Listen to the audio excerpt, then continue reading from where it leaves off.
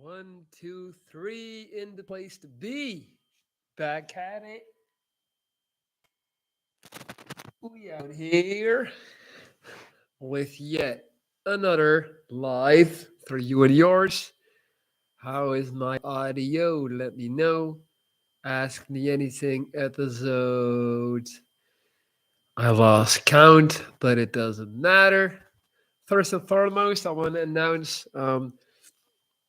I'll be posting a YouTube video right after this live. What's up, Gurk? CM, when are you starting an OnlyFans for the ladies? Well, I haven't actually had that request yet. If it could make me like actual money, I know you would make a lot of money. I'm not sure. Thing is, man, I'm already basically lifting weights with my shirt off and on my YouTube stories, so I don't really know what more I have to give. To be honest with you, what's up, Elizabeth? How you doing? Yeah, so I'm posting a video going at Alex Hernosi. For those who of you who know who he is, I'm reacting to a video that he did. So stay tuned for that, Viking Nation. It's gonna be funny. I had a lot of fun making that reaction video. I should do more of them again. Cheers. Mm. What's up, Elena?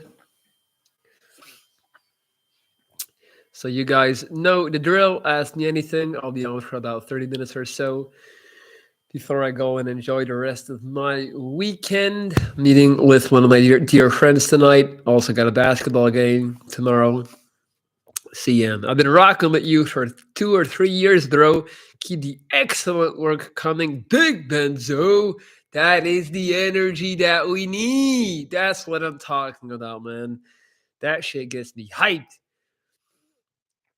You guys have no idea how much it means to me. Like, I'll get this every other week or so. Somebody telling me like I've been watching your videos for 3 years, 4 years, 5 years, even, and I have those people as well. Like I have like those creators, or like for me, it's like kind of the Joe Rogan podcast. Like I was tuned into that way before he got as big as he is today. My point is, I know what it feels like to quote unquote grow with a creator, with a YouTuber or a podcaster, and I know how fun they like. For example, even though Joe Rogan doesn't know I exist, I you know in a weird way I consider him a friend. Like I'll smoke a joint while listening to him, and I'll feel like I'm there with him, and I know how cool that feels, how fun that feels, and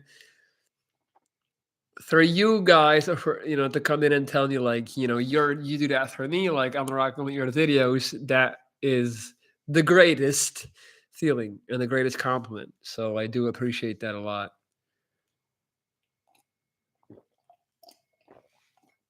Mm.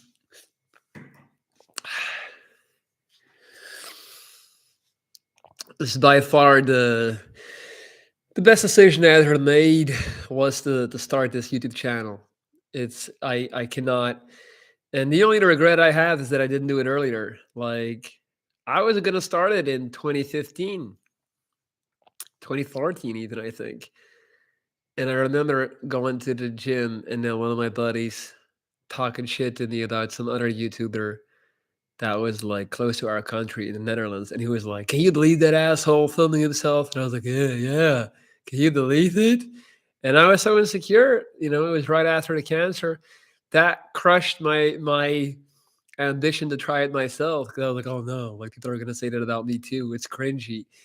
And then it took me like that set me back like 3 years. Can you believe it?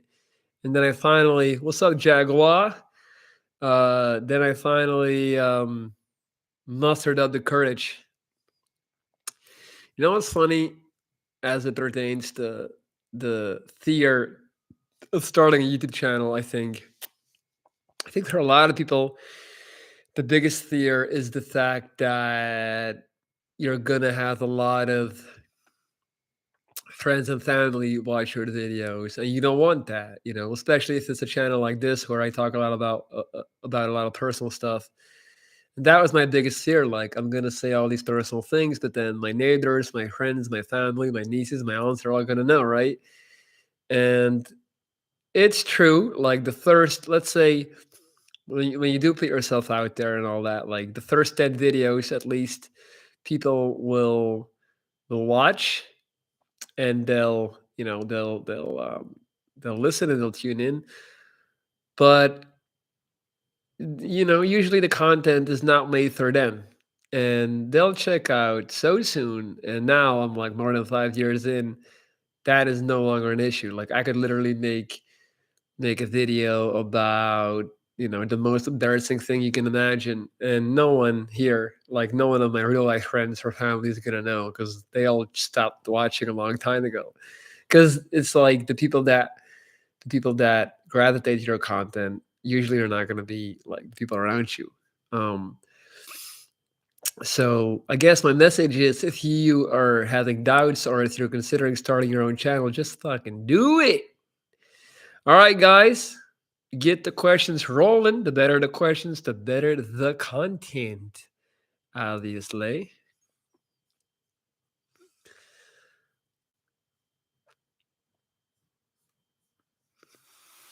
And don't forget to hit that thumb if you don't mind, obviously.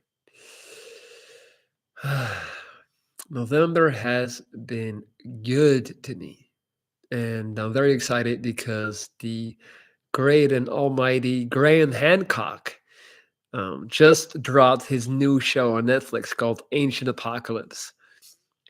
Anyone, I recommend anyone who gives a damn about the world and having like a broad view on things in history, and just understand that what we consider history is bullshit. Obviously, like it's so much of it is just based on people trying to spin history in their favor. So he has this very, let's say, alternative outlook on history, and he basically, his theory is all based on the Younger Dryas impact theory, which basically talks about there being a very advanced ancient civilization way before us, and that got wiped out by the Younger Dryas, like the impact of the comet. And then a couple of them survived, and they gave the tools to, at the time, hunter gatherers to learn how to exercise agriculture, how to build bigger structures. For example, Graham Hancock also talks about the great pyramids and the Sphinx. So like the Sphinx didn't have that pharaoh face when the Egyptians found the Sphinx, and then they recarved the head, which was a lion's head, to make it look like a pharaoh's head. That's also why the head of the pharaoh is disproportionately small in comparison to the body, for example. So if you're into this type of stuff, make sure you check that out. The same with pyramids. Like it's highly unlikely that the Egyptians actually built the pyramids. Our history tells us that the pyramids were basically tombs for pharaohs, but there has never been a single pharaoh found in the pyramid. That's not where they were buried. So how does that make sense? Not to mention, in the hieroglyphs of the Egyptians, there is not a single hieroglyph in the history of hieroglyphs that depicts a pyramid. Like they had all the stuff in there, the food, the hunting, the wars, but then how are they not going to mention the pyramids, right? So yeah, or how they constructed it, for example. So if you're into that type of stuff, it's on Netflix. It's called Ancient Apocalypse. And Graham Hancock also just did a podcast on the Joe Rogan podcast. It's really good. What's up, Messi? But yeah, that type of stuff, history type of stuff, I am all in on that. I love it. I love it. I love it. And obviously, like some of the things he says are pretty out there, pretty outlandish, one might say. But still, like, I feel it's great that he's pushing for the conversation to be had. Unlike our modern day conservative scientists who are just like, this is how it is. And I feel like there's just such a big general fear in our society to kind of retrace and kind of rethink what we're teaching our the youth and the children. And I think a lot of these scientists are just like, we can't possibly admit that we've had it all wrong through the past century. So just rather keep it like that instead of updating it. He also talks a lot about, I think you call it Godepli Tepli, which is basically this huge structure that destroys any theory that people, hunter gatherers, did not construct buildings and stuff. Is like 3 times older than the oldest thing besides that we know. I'm not doing a good job explaining, so just check it out. Ancient Apocalypse on Netflix. All right. What's up, Marley? Where do you live? I live in Belgium. Shout out to India, Missy. Shout out to you.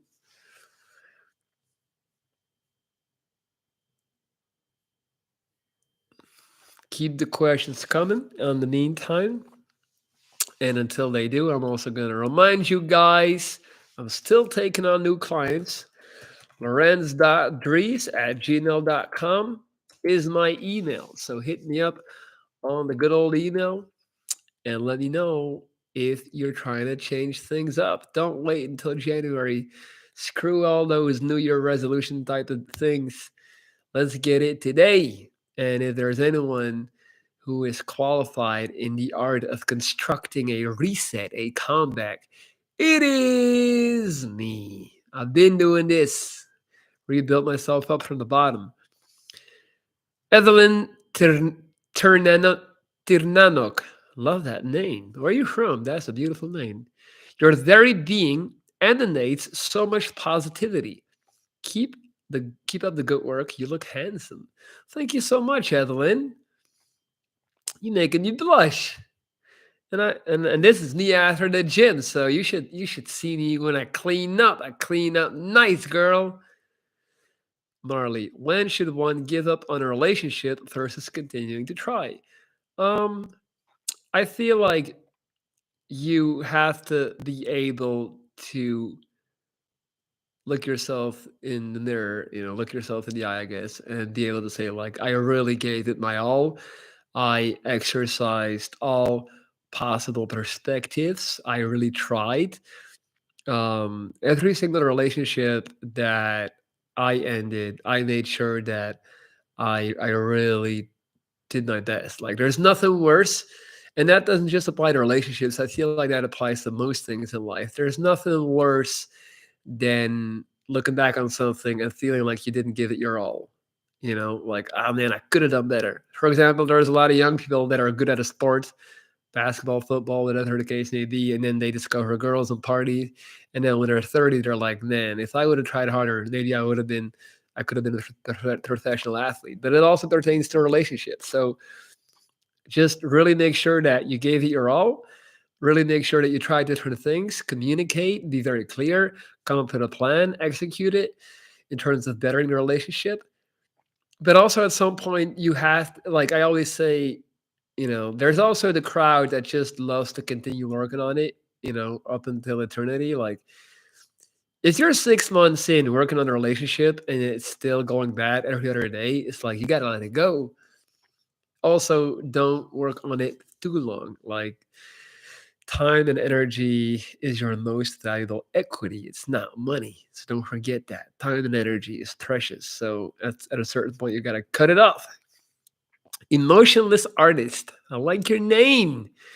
My girlfriend gets angry and violent every time she gets upset. She lets her emotions overtake her. She took a deep breath. I asked if she's okay. She exploded. Sounds like a pretty shitty girlfriend then, and sounds like someone who probably should not be in a relationship. And I've been saying this. If you are not whole, don't take a whole different human and pull them into the equation.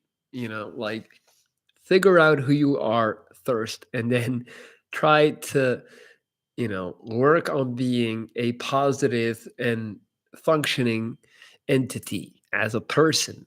Too many people look at a relationship as the missing piece to their puzzle. So then they go and, you know, start a relationship with someone and they consider that like now you make me whole, you complete me. But then it doesn't work like that. You have to be ready, and you have to have a clear understanding of who you are, your boundaries. That's why you see so many fucked up relationships with people just completely being molded after the other person's needs.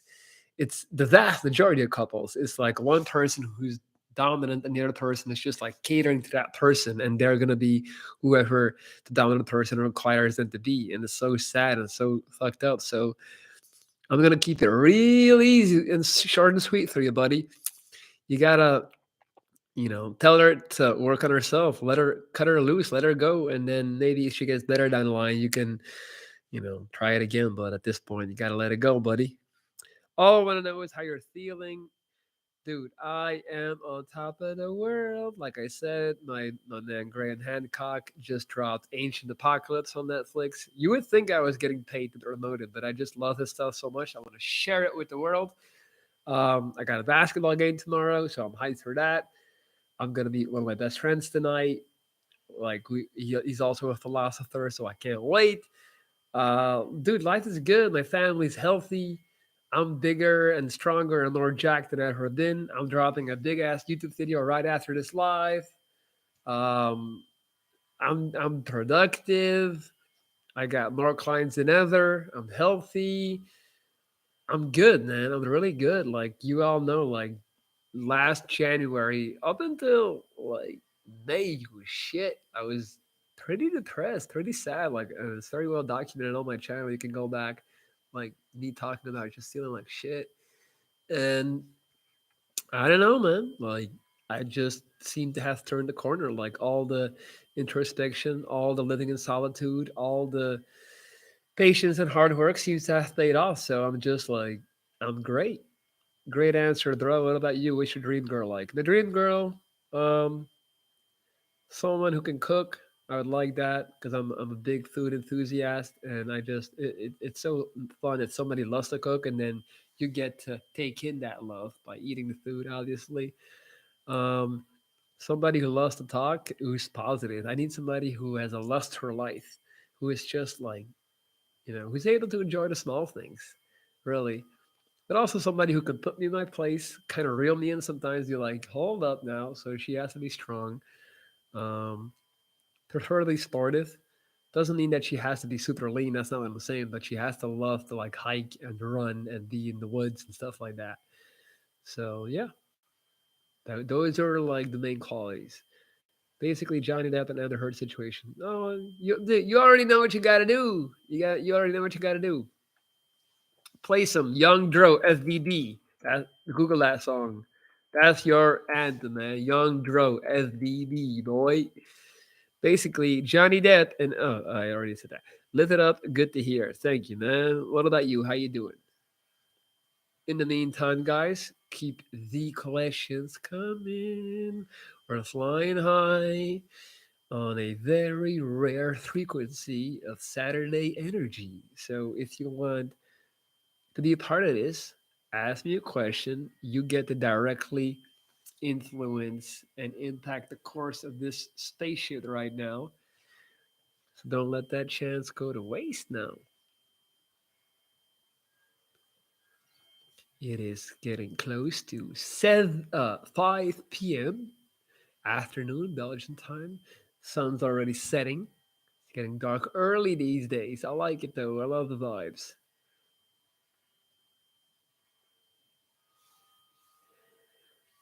Come on, guys. We got 9 people in here. I need you to try harder. It is not acceptable that there's 9 people watching me and are refusing to come with good input. Once again, I can't do this by myself. I need you guys to come up with interesting, triggering, and just, deep questions for me to dive into. You can't just be a lazy spectator. I don't want that. And I'd rather have you lead. All right. So it is entirely up to you. Can't stress that enough, and I'm not gonna say it a million times over and over.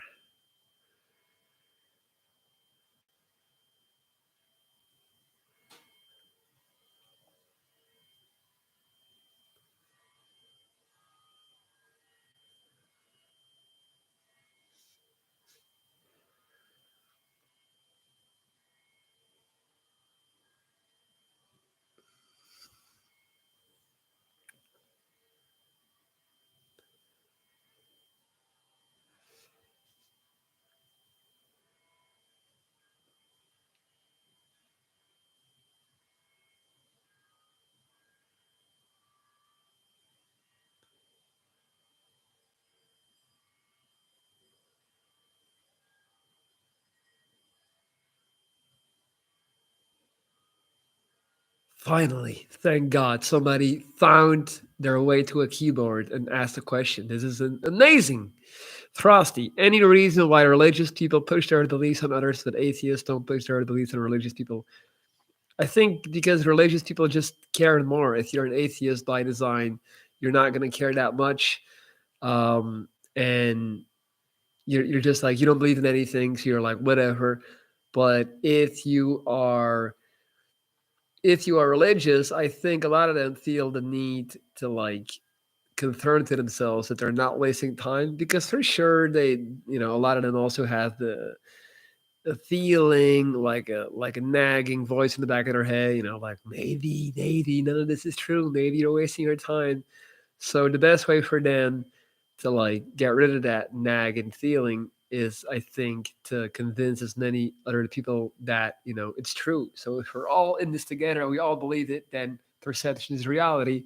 So by definition, it'll become reality. It'll become true.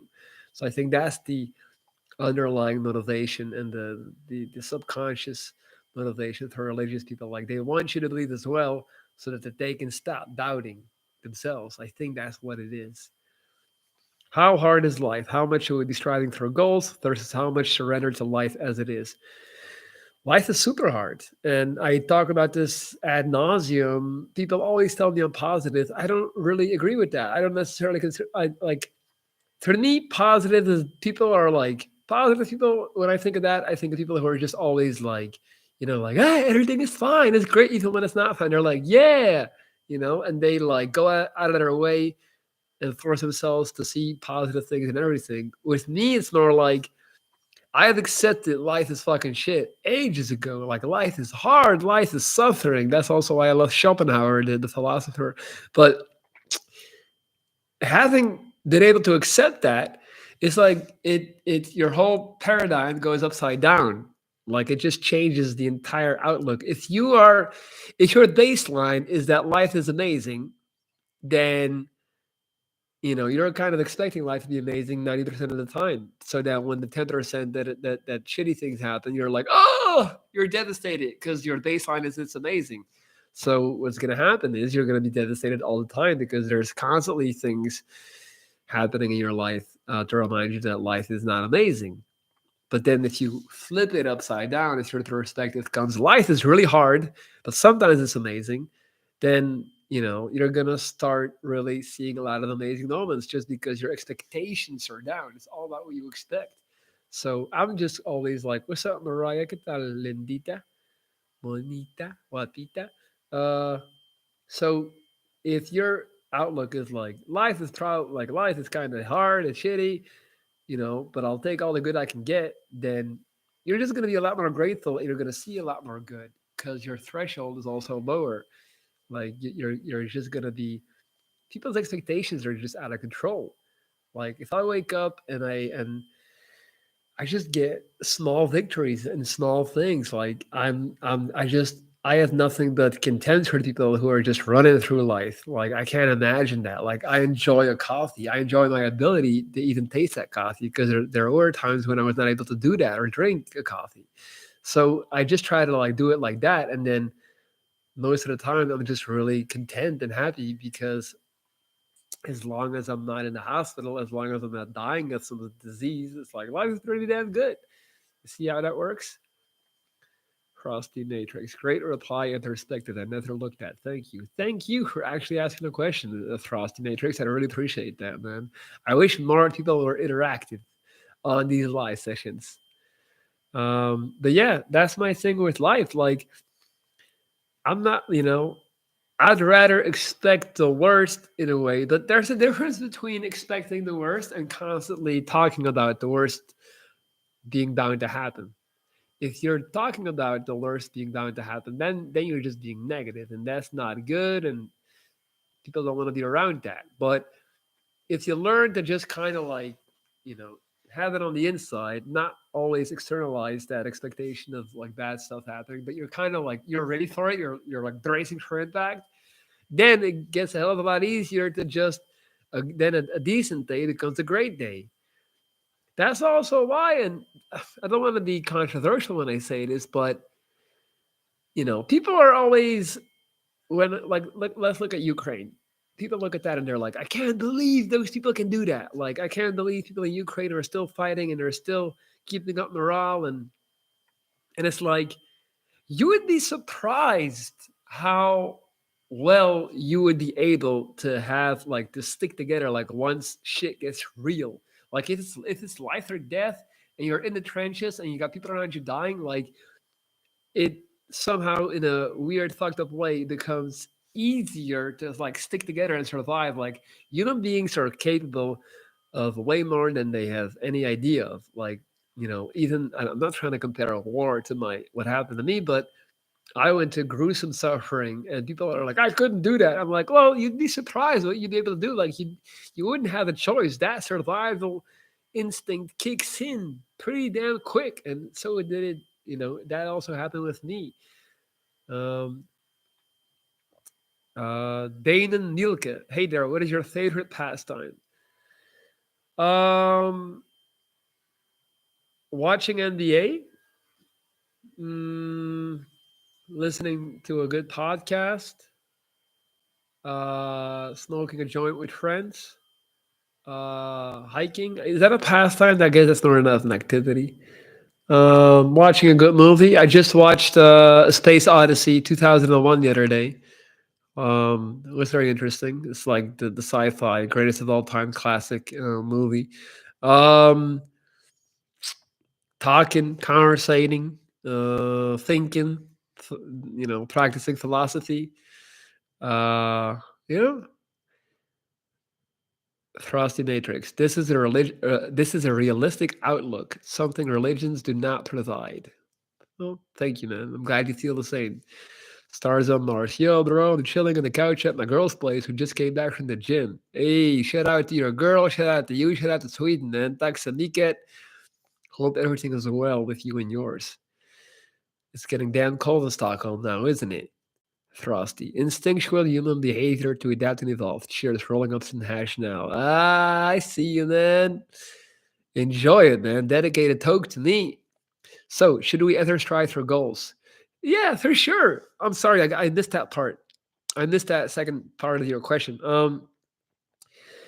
We should strive for goals, but in moderation. Like, I don't like the whole current obsession with goals, goals, goals, and the hustle culture and the self improvement culture. I don't believe in that. I think you should make a few goals, stick to those. Like, don't always be so like right now. So many people are obsessed with like goals and getting better, but then what are you really doing? Like, you only have that much time, energy, and time, energy, and yeah, I guess that's it. Time and energy. Like there's not that much of it, so you have to, really think. Less is more. Don't put 10 goals. Like two or three goals, and really, really go for those. Less is more, my friend.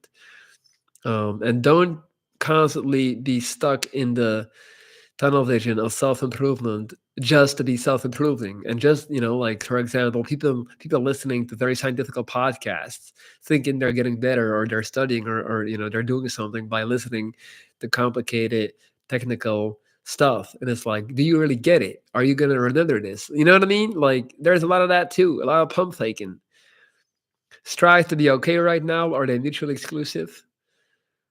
No, they're not mutually exclusive. If you have emotional bandwidth and time, to spare, then you can set a goal for it. Like, but the basis should be being productive, working on your health, your physique, your body, and bettering yourself in life so you can like the main thing is having purpose in what you do, finding a thing that makes you feel like it's worth your time and that gives you a good feeling. Like when I do a live afterwards, I feel great. When I coach a client, I feel even better. Like that gives me purpose to work with my clients, so that's what I invest most of my time in. Have you seen Everything Everywhere All at Once? I have not, Damon. Is it good? What is it about? Without spoiling it. Stars on Mars. Thanks, I'm good. Hope you're good as well. I feel like Bucks could win the chip this year. Curry is scorching hot. The Clay is done. Yeah, Warriors are sucking right now, man. I don't. There's no way the Warriors are going to repeat. There's just no way. They saw the opening last year. They took it. That's what veterans do. And Jordan Poole is really disappointing. Clay is done too. Doesn't matter how good Curry plays. Bucks, man, they're winning it all this year. They really are. They have solved their last weakness, which is preventing teams from taking too many 3 pointers. So yeah, they're the favorites as far as I'm concerned. Evelyn, how is the best way of coping with stress? Do you do a lot of sport or do you have some kind of special mindset? Sometimes my work is so stressful I don't want to take the stress to my private life. I always talk about the power of nature, and the power of like just spending time in nature. So I like to hike. Whenever I go and hike or do a jog in nature, something happens. I can't really explain it. I just calm down. I feel better. The fresh air, the presence of the trees, and all the life around me just does something with me.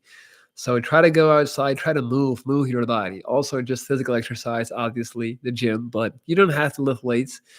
Like just walking, hiking in nature already. Like that, I feel that's a great way of coping with stress. Reading books doesn't have to be very complicated scientific books, like a sci-fi book, an entertaining book. That also calms you down. So those two things. Danon is a pretty wild movie about 2 hours, but it is action, comedy, and pretty wholesome message. Probably my favorite movie for the year. Made me cry in the third part of it. Okay, hold on. Let me say that everything, everywhere, all at once. Okay, everything.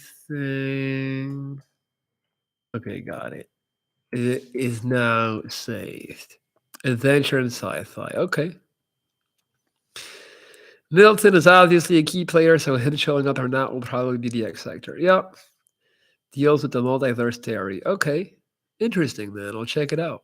How are you, man? How's your week been? All good, man. Been having a blast. Great week. A lot of we had a lot of cultural stuff going on in Belgium around this time of the year. So things have been really quite good actually. I really cannot complain. Like I said, I'll be posting a video right after this live. So make sure to go check that out. It should make a significant splash, I hope. But yeah, man, life is good. Life is great actually. I'm in a great flow. I'm excited to see what the future brings. Last couple of weeks in this place. And then there's a new chapter. I'm gonna go surfing in January. I think I'll go to Costa Rica in February. So back on the travel tip. What do you think determines romantic attraction? I've been physically interested in all sorts. I mean, I think initially it's physicality. Like it's just like you see things that you like physically, and then it's the mind, it's the smile, it's the energy, it's the personality.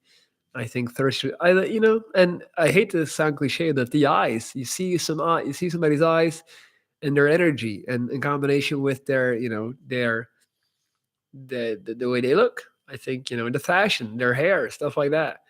Thank you very much for your advice. Thank you, Evelyn. Glad to hear your thriving is actually important for me, even though we never met. Thank you, man. Really appreciate that. Gnarly. Girls, whether they're conventionally attractive or not, it's like looks don't matter, but they also do, just not in the way we think.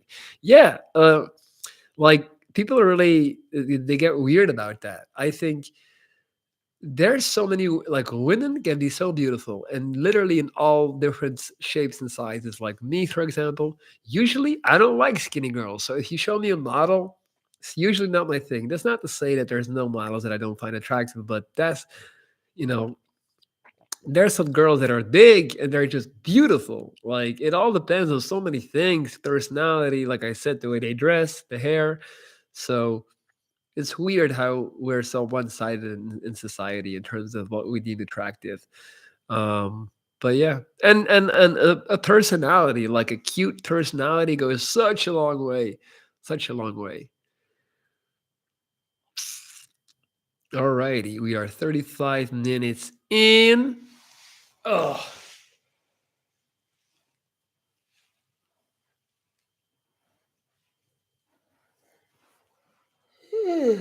ugh.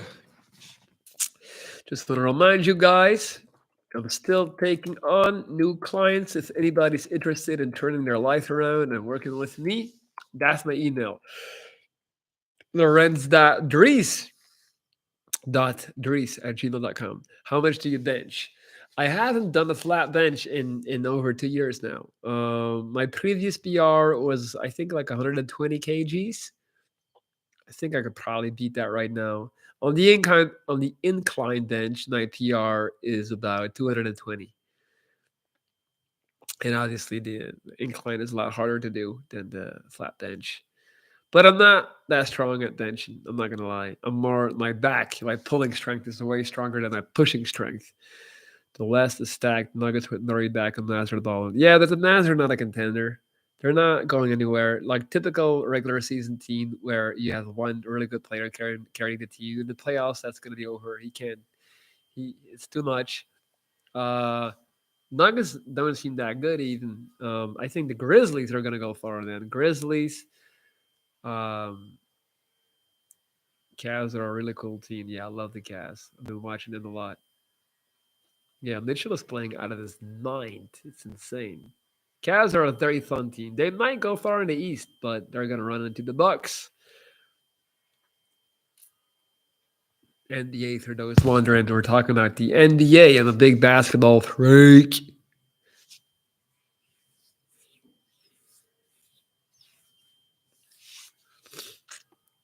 How does one gain confidence in something they never done? Get a great job, get your first relationship. People usually say you need to be confident to find these things, but how? I don't think you need to be confident to find those things. I think you really just need to start with one thing. So, for example, if you just get a job, not even your dream job, I think you're going to grow in that. You're going to gain confidence. And you're going to be more equipped to get a second job, a better job.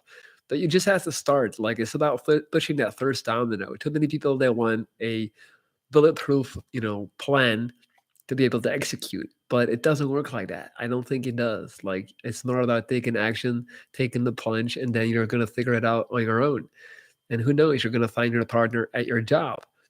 You spend more than 30 hours a week with people at your job. So a lot of romances initiated in the office. Like I had a really good relationship come out of an office colleague thing. So yeah, Marley, you just gotta really just like don't overthink it, but just take a step in a direction. Taking action is more important than strategizing what action. Don't be too pragmatic. Damon, I work in the military. Sometimes people tell me they're glad to have met someone like me. Makes me feel strange and kind of sad sometimes. Is that normal? Dude, why does it feel strange? It's the greatest compliment somebody can ever give you, man. I think you're completely misunderstanding it. You're looking at it, you're putting yourself down because you're assuming they mean like they met someone like you, like that's somehow, you know, that you're different and you're less good or something, like you're inferior. So they're like, I'm glad I met someone like you. No, they mean like, I'm so glad I met like a really good human like you, like that. You do something that triggers them to give you positive like feedback. So that means you're doing something right there. Be proud of that and cherish that energy and cherish those compliments. Where does your confidence come from? I guess just from watching the world and people around me, seeing a lot of dumb people in charge, seeing a lot of unintelligent people have a lot of success. So understanding that the parameters that are constructed and used by society are kind of messed up. Does that make sense? Like once I figured that out, that a lot of people don't really ever think. They go through their whole life without really thinking. They're just on autopilot, like make money, get laid, like more money, buy a bigger car. So it's like, okay, and then society is like, yeah, they rock. So I'm like, okay, so then these are the people that I should be intimidated by. These are the people that I should be judged by. These are the people that should make me feel bad because they're looking at my scar and they're like, oh, what's that? You see what I'm saying? Like, I know it sounds like a narcissist thing to say that I don't give a damn if it does. Like, I feel confident because I don't see that much around me that I feel like I should be intimidated by, if that makes sense. And I'm speaking on from a mental perspective, like, thinking about stuff.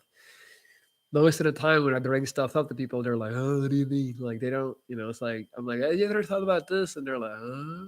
So I'm like, okay, it's cool. Most people don't think that much, but then the last thing I'm gonna do is feel less, or feel insecure about it or inferior.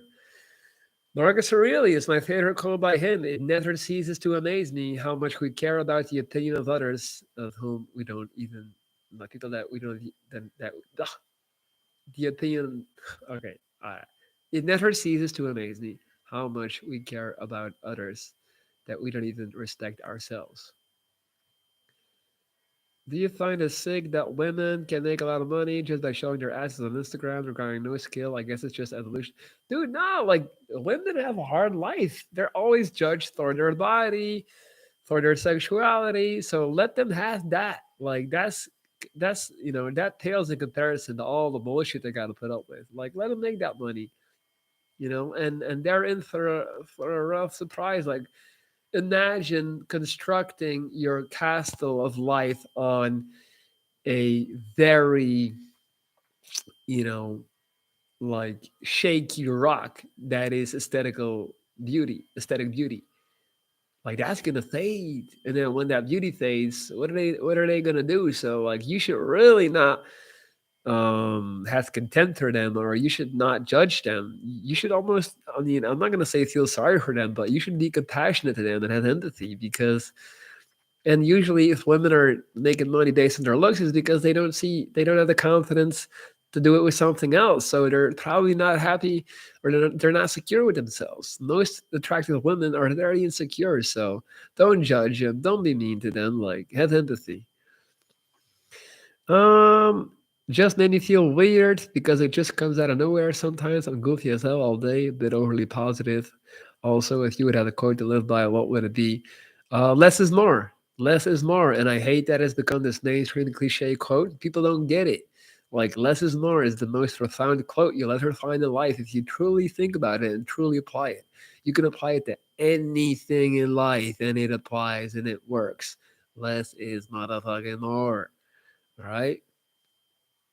Doesn't make total sense. The race isn't always won by the swift.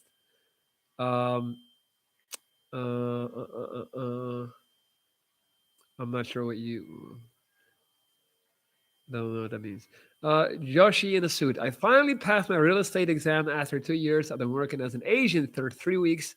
For some reason, I got lazy, even though I got four upcoming clients. Just uncomfortable, lazy. Um, I mean, at the end of the day, it's up to you. You already know you're being lazy. You already know that you're messing up.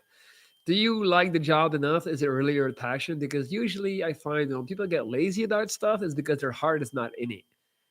That's a very strong indication that your heart is not in it. If it's something that you're passionate about, you can get lazy about it because you want to do it. You're into it. So laziness is often um, a symptom of you being doing the wrong thing, not going in the wrong direction, not going in the right direction.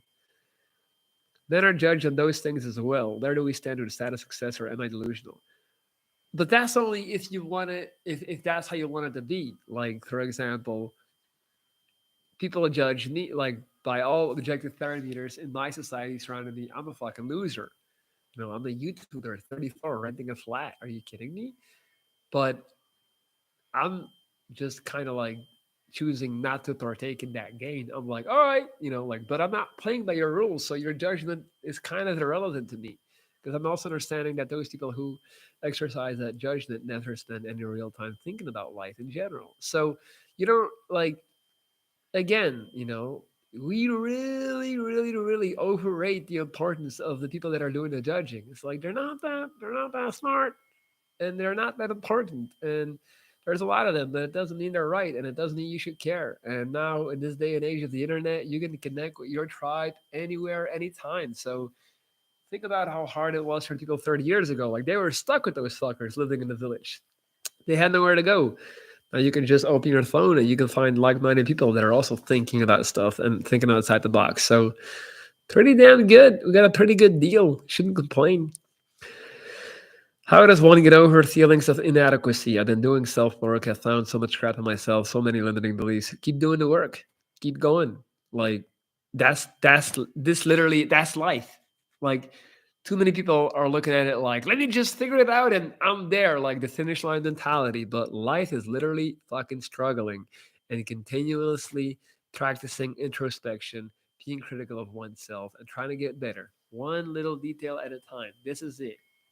You can't just like, too many people think that working on themselves means reading a book and taking some yoga classes, and now they've arrived. Anyone that says that, be wary of those fuckers. Be wary of those people. All right. It is literally like the meaning of life is figuring it out to the best of your ability. And it's going to take decades. Probably going to take your entire life. Try to get the close as being the best version of yourself that you can be. But understand that the beauty is in the struggle, the beauty is in the process.